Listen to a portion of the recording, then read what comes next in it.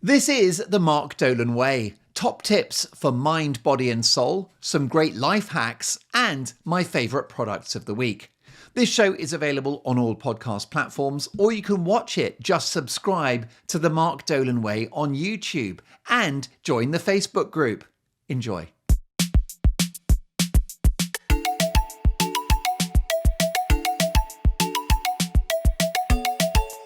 Hello and welcome to the show. I hope you are very well.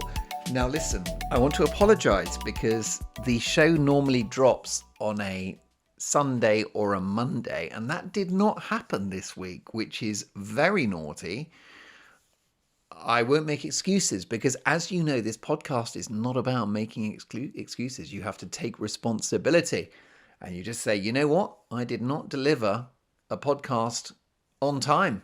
You did not get your show, and that is a disgrace. So a couple of things to say. First of all, I shall learn from that. My big challenge is to stockpile a few so that I'm ahead. And when there's a busy week, then I can skip it.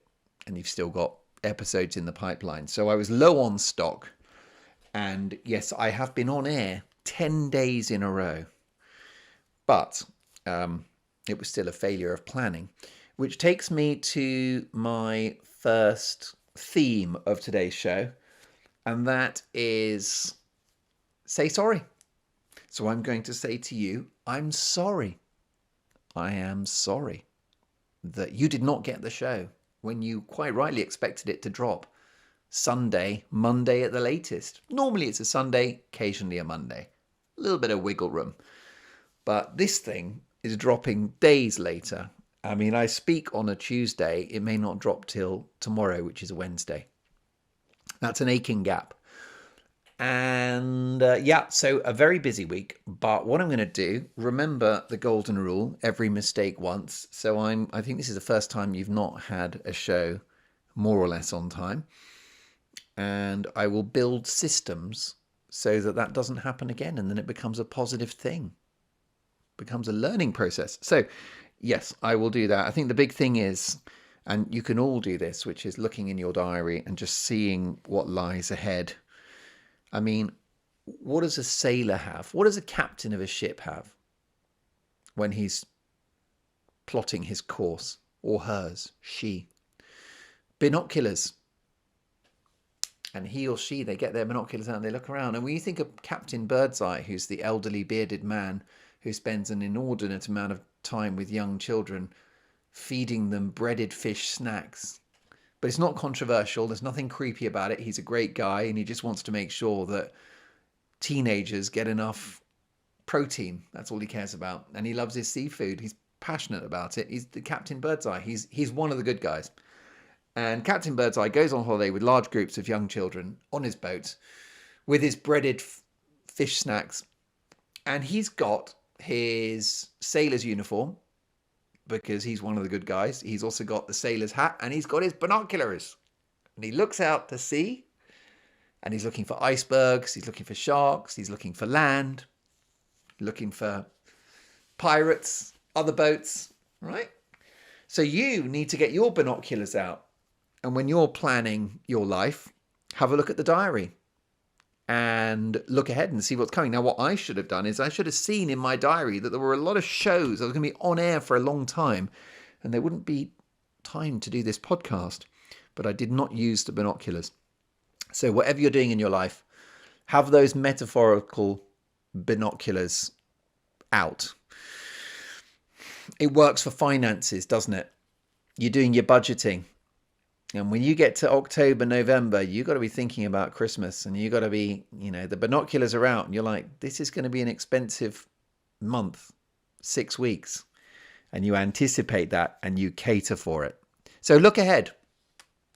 Look ahead and make sure that you've got those binoculars.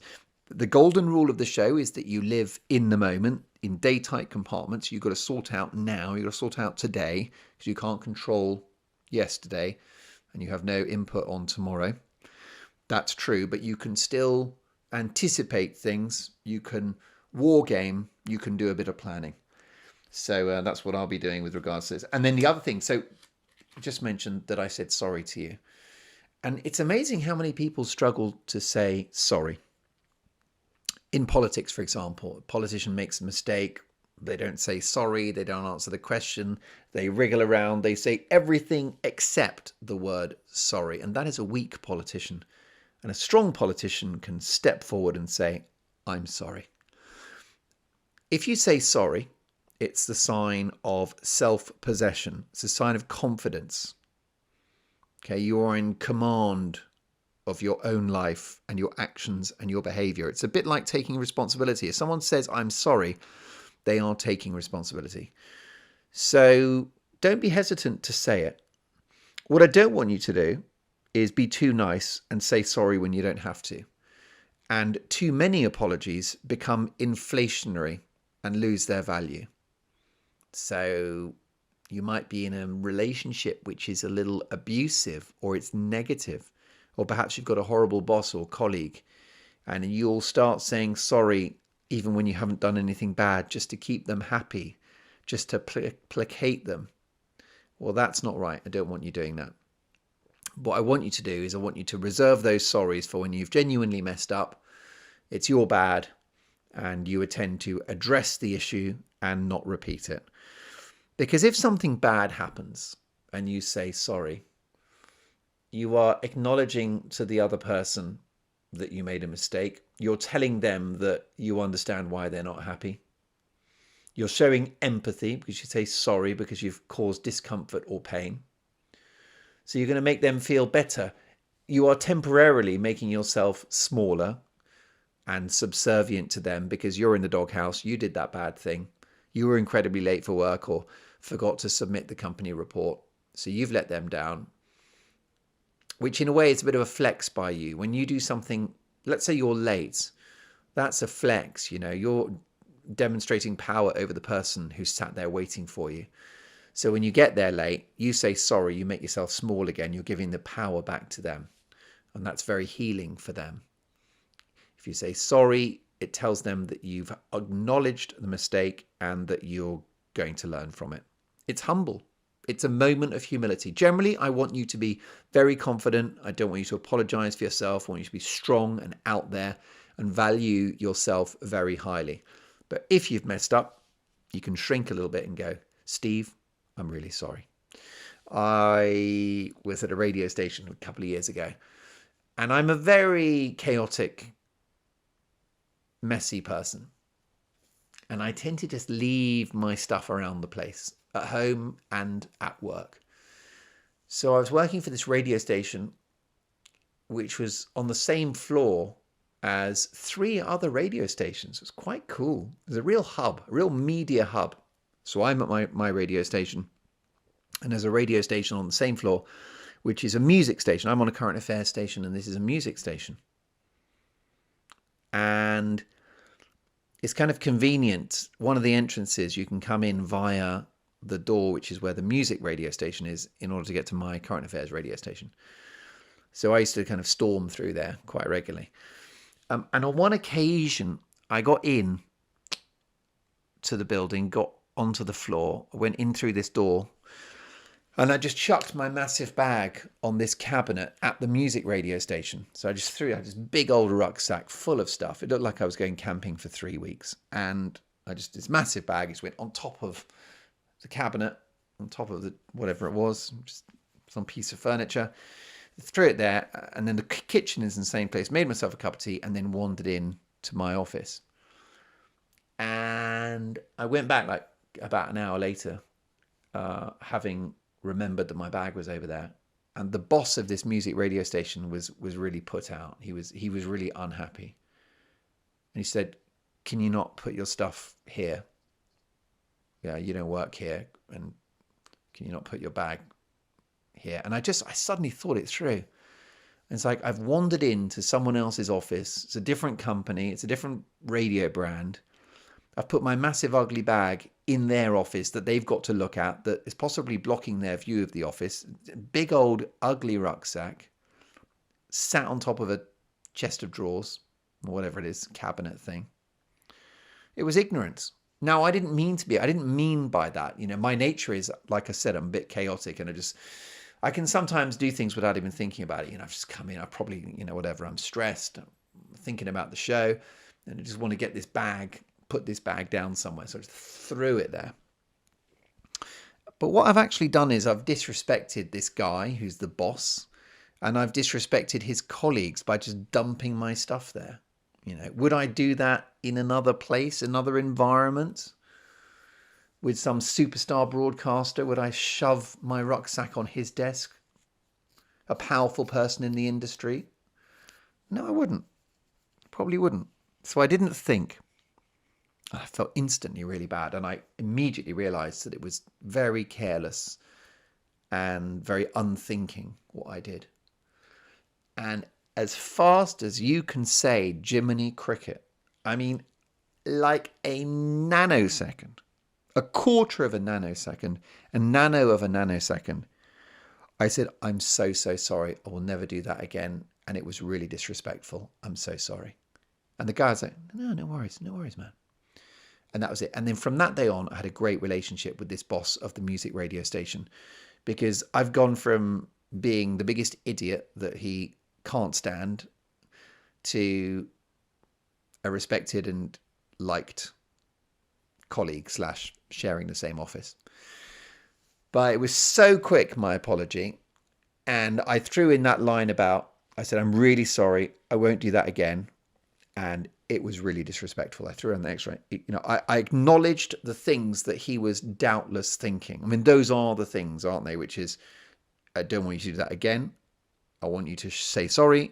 And I want you to acknowledge what you've done, which is it was disrespectful. And I was very pleased with it. I mean, just thought very quickly on my feet. It was instinctively, those were the 3 things to say. And he was like, immediately his face changed. And it was like, I was completely forgiven. It was over. It was gone. And a bit like, when you break your bone and then they put it back together and then it's stronger than it was before it broke. That's how my relationship was with this guy.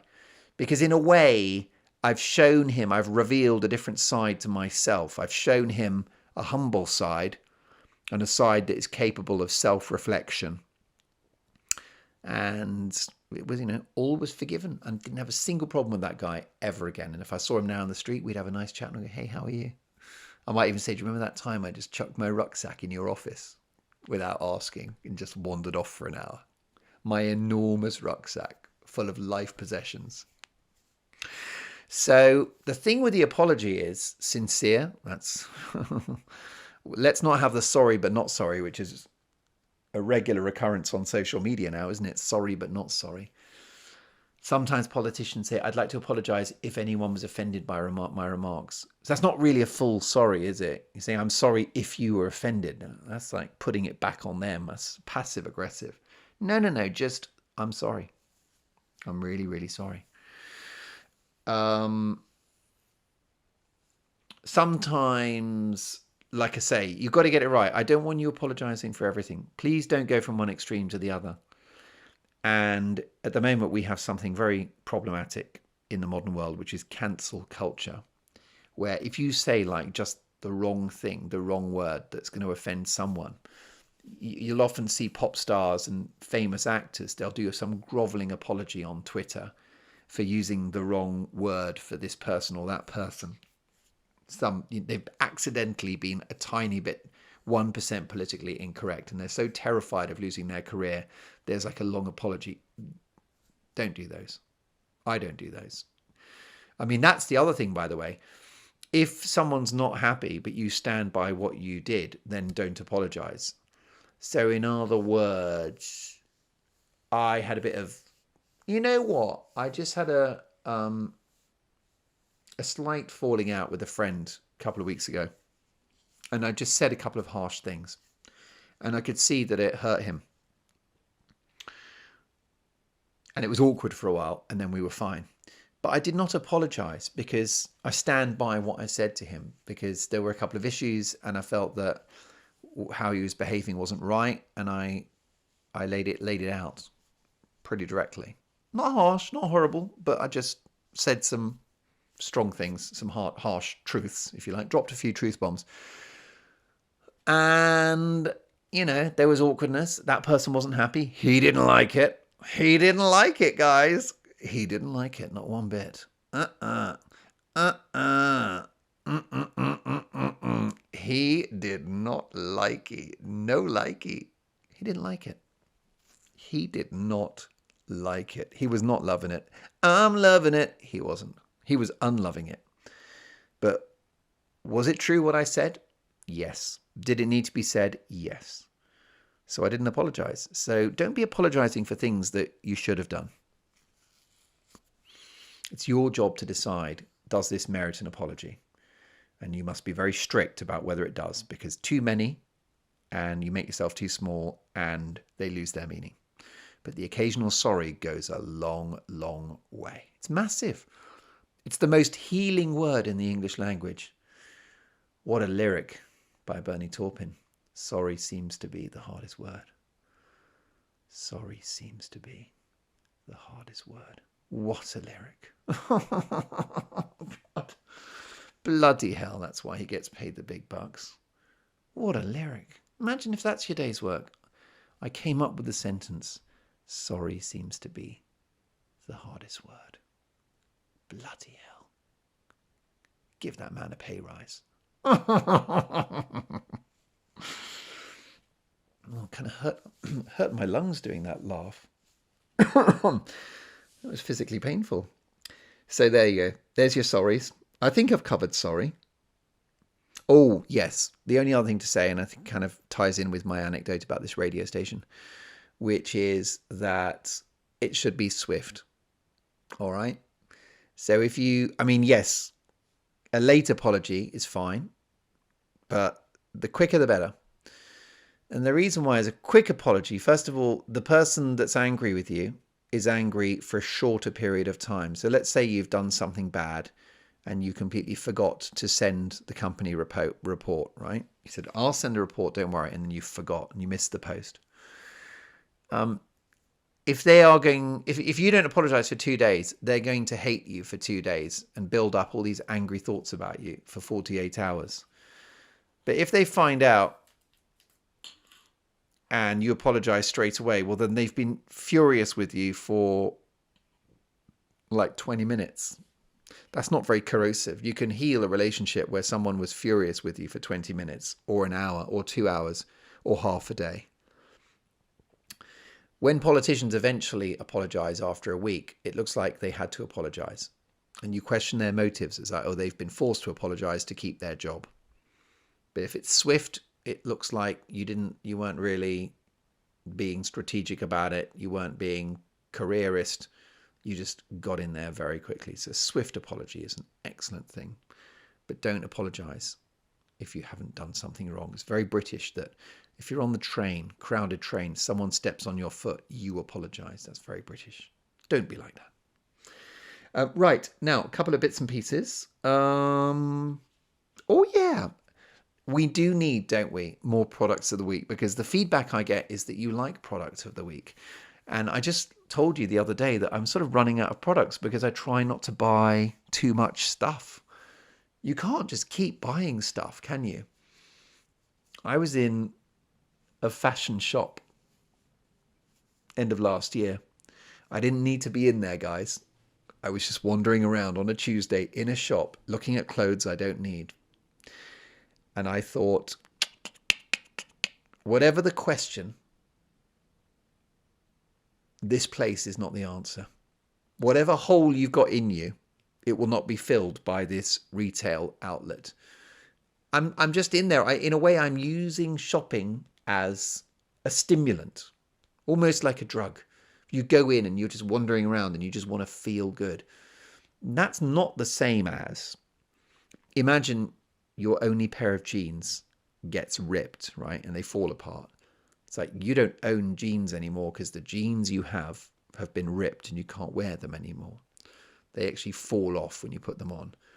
Or then you go to a shop, you need jeans, right? That's not using shopping as a therapy or as a drug. You just need jeans. But I do go into clothes shops. But then don't forget my superpower, which you can have as well, is I'm very good at window shopping. We've talked about this in a previous show. I'm very good at going into a shop, looking at these clothes, imagining that I would own them, and then leaving the shop having not bought them. Very good. But anyway, what was the point? I was in this shop. Oh my God, do not forget this because it was really good. Dolan, do not forget the story.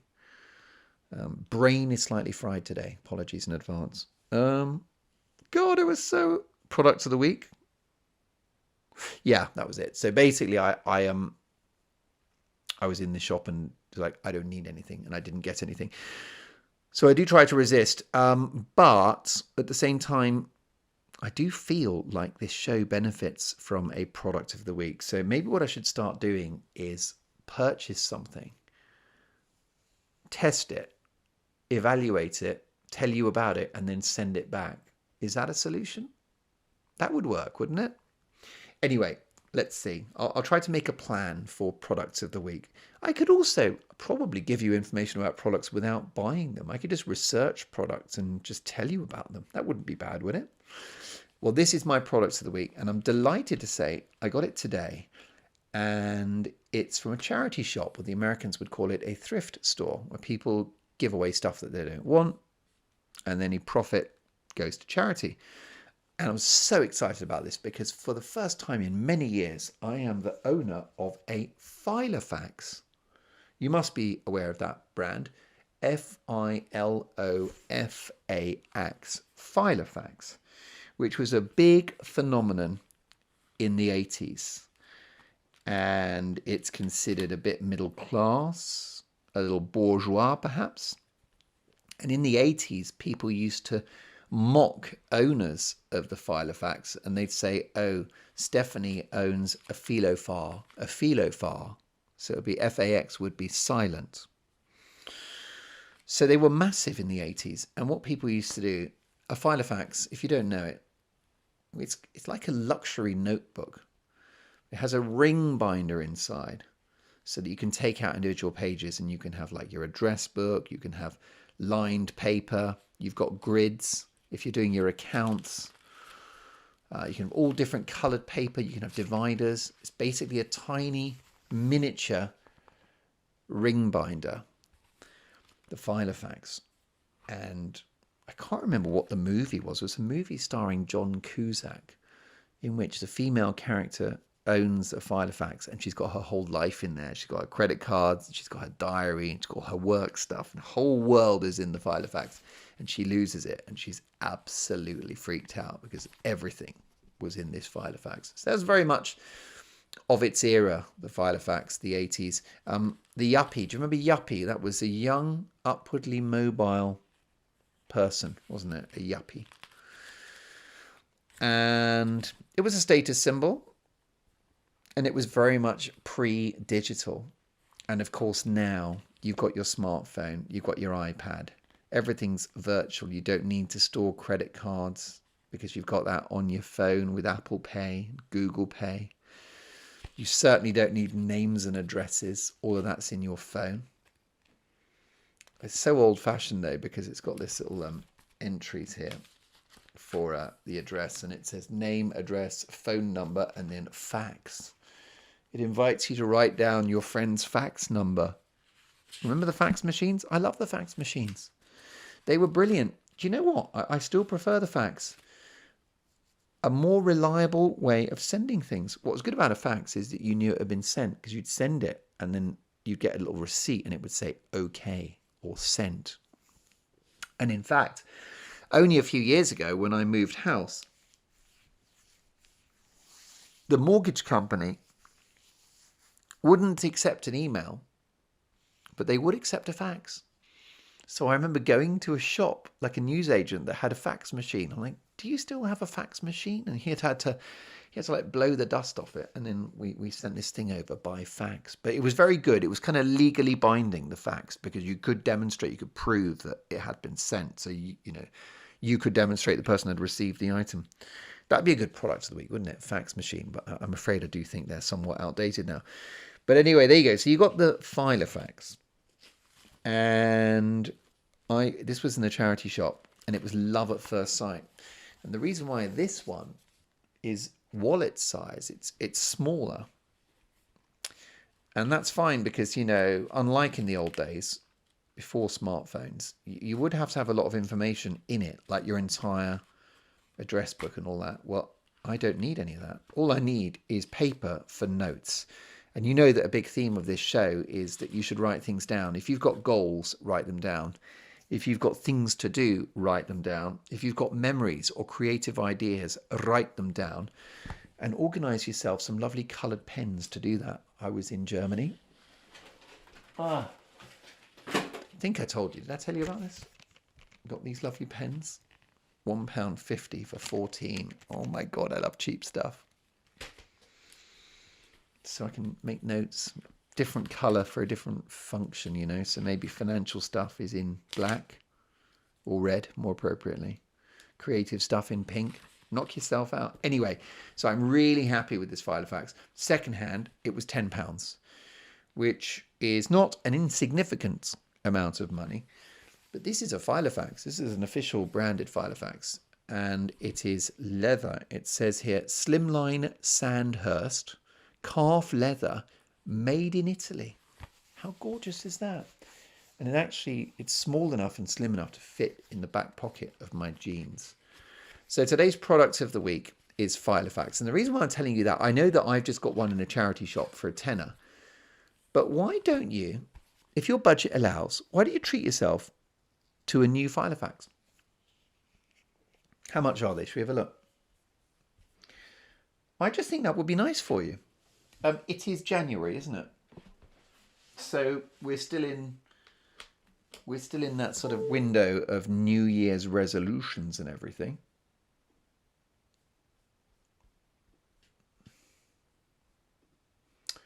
And therefore, Filofax, let's have a quick look. Filofax UK.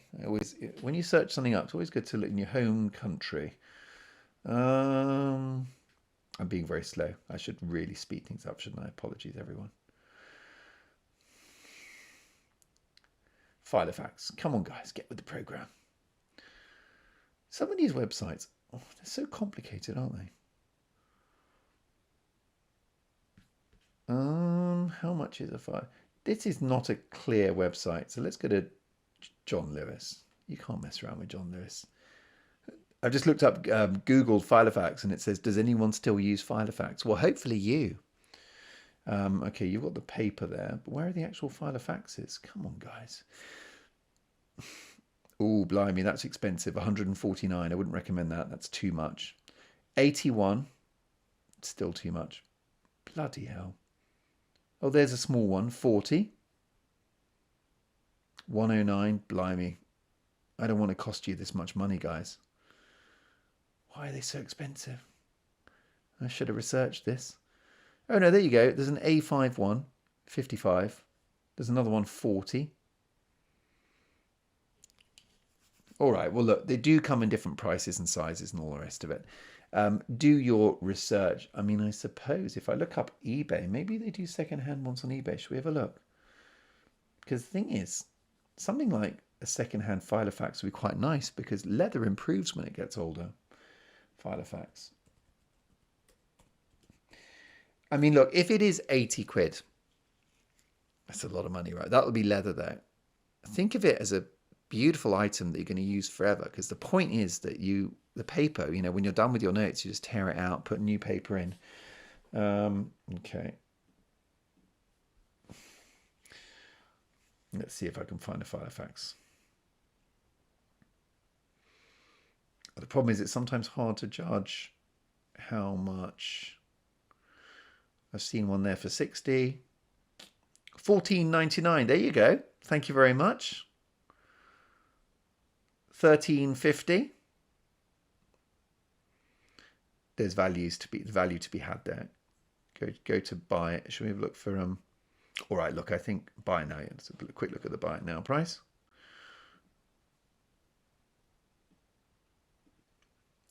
Well, look, the bottom line is that these Filofaxes come at different prices. By the way, it doesn't have to be a Filofax. It can be any sort of small organizer. There are kind of non-Filofax branded versions. I mean, honestly, it's hilarious. It's 2024. I can't believe that I'm talking to you about Filofaxes. But isn't that the way that fashion works and that trends work, which is stuff goes away and you think that's it, and then it sort of comes back. And even though I have a smartphone, a laptop, and a tablet, or sort of access to a tablet, share a tablet, I still like the hard copy. I still like the physical pleasure. So there you go. Why don't you do that? Product of the week, a personal organizer. Go, go, go. And by the way, once you've got your Filofax, an excellent money-saving tip, which is that you can buy a hole puncher, and that means that you can then create your own paper, because the way they make their money is through the paper. It's the same with printers. The printer companies make their money from the cartridges, not the printer. So they sell you a printer for £50 and then the cartridges are 30 quid a pop. So the paper for these Filofaxes is quite expensive, but you can make your own. So yeah, you can get that ring binder, or you can buy non-branded A5 or A6 paper, depending on the size of the device. But there you go. So that's a lovely thing. Before I go, it's a bit of a rapid fire one today. But I just wanted to say I've been listening to a bit of Dr. Phil lately, who's an excellent American, what is he, therapist, broadcaster, great guy, big mustachioed beast of a man, big old unit, very down to earth, alcoholic father. I think he's had a hard childhood, and actually people that have been through difficult times are often the ones with the greatest wisdom. There's a lot to learn from people that have been through hard times and survived. And he's one of those people. He's been there and got the t-shirt. And he says that one of the biggest mistakes people make is that they think they have time. And his point in a podcast I listened to recently, his excellent Fill in the Blanks podcast, which is the name of his podcast, is that everyone thinks they've got time. You don't have time. Do it now, because you do not have time. And tomorrow never comes. He's got this nice line where he says that if I look at a calendar, the word tomorrow is not in the calendar. There's Monday, Tuesday, Wednesday, Thursday, Friday, Saturday and Sunday, but I don't see tomorrow. Very clever. So there you go. Whatever it is that you're wanting to do, whether it's a mundane task like emptying the dishwasher, or a more significant thing like finding a partner, or ending a relationship, starting one, career change, beginning a business, writing a book, starting a muffin company that does premium muffins, whatever it is you want to do it now, because you don't have time. You think you have time. You don't. He talked about the fact that you can own lots of things. You can own a car, but you can't own time. It's essentially, you lent it, you're borrowing it, and then it's gone. You can't stockpile it either. So do get cracking. And the other thing before we go is that you get this a lot in America where people say, I love you, just so much. You know, they call their partner at the beginning of the call, I love you. At the end of the call, I love you. Friends say it, I love you, I love you, I love you. It's a very American thing. Now, I love America, but I think that they say I love you too much. A bit like the sorry thing. If you say it too much, it loses its power. And here's the thing. Occasionally, you should say, I love you. So whether that's your kids or your friends, or family members, your partner, you definitely should. And I think once a week is nice. Yeah, I think once a week is good. Once every 2 weeks, if you're busy, if you've got a lot on. Some people would like to do it every day, and I've got no problem with that. But I think weekly is good. Weekly's about right. So, but here's what's more powerful than saying I love you is actions which demonstrate love. So, occasionally a gift, or I make an effort around the house so that my partner doesn't have to do those things. And that is my way of A, sharing the duties, but B, it's an act of love, isn't it? Especially if you go in and tidy that other person's stuff up. It's not your stuff. You tidy their stuff up. It's an act of love. A bunch of flowers, an amazingly cooked meal. You know, sometimes you can express your love just with the care and attention you put into a meal that you've cooked for someone. But, and it's the same at work as well. You know, I think love is a very underused commodity. It shouldn't be limited to friends and family. Love is should be in every transaction, really. I mean, I was on the phone to a call center earlier and I was very friendly to the guy on the call center. I asked him what the weather was like in Crewe and if it was as cold as it is in London. And at the end of the call, I said, listen, thank you very much. If I get asked for feedback, I'll give you a glowing review. In a way, I'm acting with love to this person that I've never met before, but I'm love bombing them. And it makes me feel good, and hopefully it makes them feel good too. It's sincere. This person was helping me, and I deployed love in that transaction. And you can do that with colleagues. Do you know the simplest example? You just say, "Hey, Sanjay, can I make you a cup of tea? Would you like a cup of tea? I'm just going to the kitchen." Or I'm just popping over to the supermarket. Do you need anything? That's a little act of love. And that's much better than saying, I like you, I love you, because it's an action. So you express your regard and affection and respect for people through your actions. So you'll demonstrate that you respect someone, then you're going to be on time when you meet them and you're going to look your best and you're going to listen to them. And then when that happens, the person just thinks, wow, I really enjoyed that. And so feels very, I feel very warm towards that person. So love is a powerful thing. The word is pretty potent, but the action is like the concentrate. Love actions are more powerful than love words.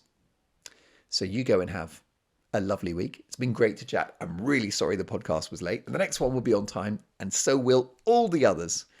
Go and smash it.